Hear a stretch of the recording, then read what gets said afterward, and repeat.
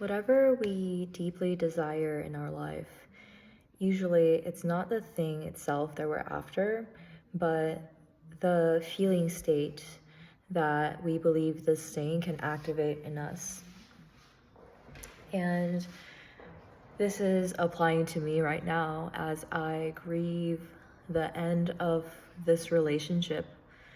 And I realize the reason why it hurts so much to walk away from this relationship is because a part of me believes that this relationship and being with this person allowed me to access parts of myself that I cannot access when I'm alone. And as I inquire into this further, I realize this is actually not true, because I have gotten in touch with these feelings in other times in my life without this person, maybe in another relationship or unrelated to relationships at all. And this is so powerful, because when we really realize that everything in life, not just relationships, we're always searching for a kind of feeling experience and a state of being that we're really after. And so all the feelings and states of being are generated within.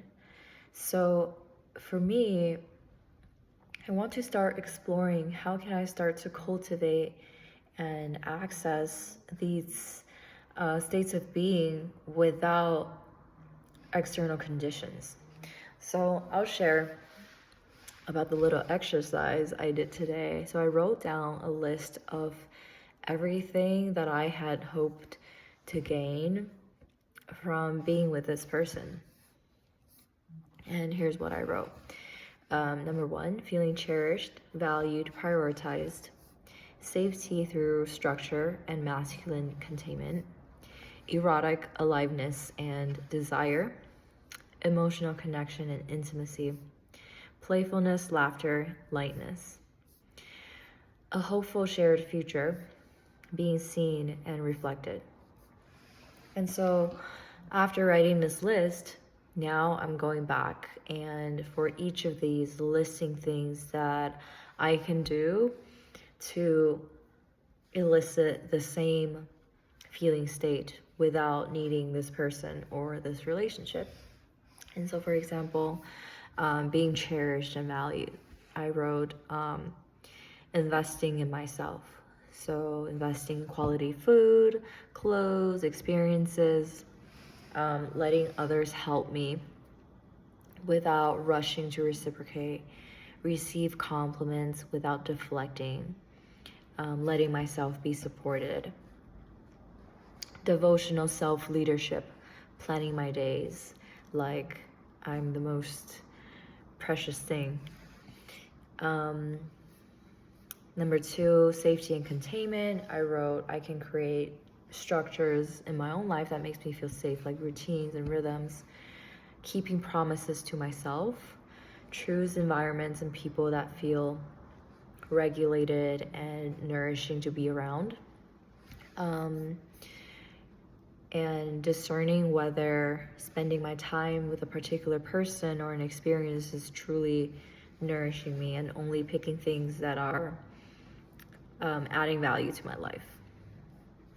And erotic aliveness, this one was a little difficult because this is where it's the hardest to meet, right? Like when you're with someone and you guys can touch each other and cuddle and hug, like it's hard to fully replicate that within yourself, I think. But this is what I wrote: dance, stretch, move sensually, dressing up for my own pleasure, and listening to music that really puts me in a sensual mood, and just letting myself move.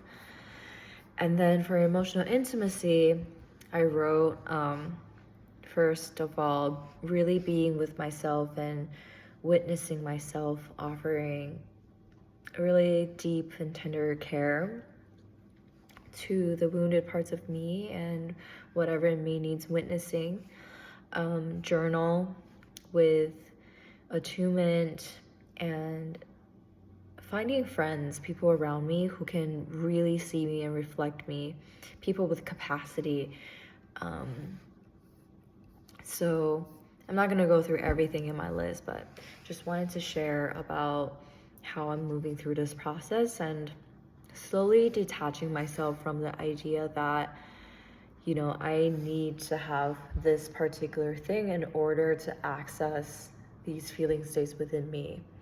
Because actually, I am the source of these feelings and I can find a way to generate them by myself.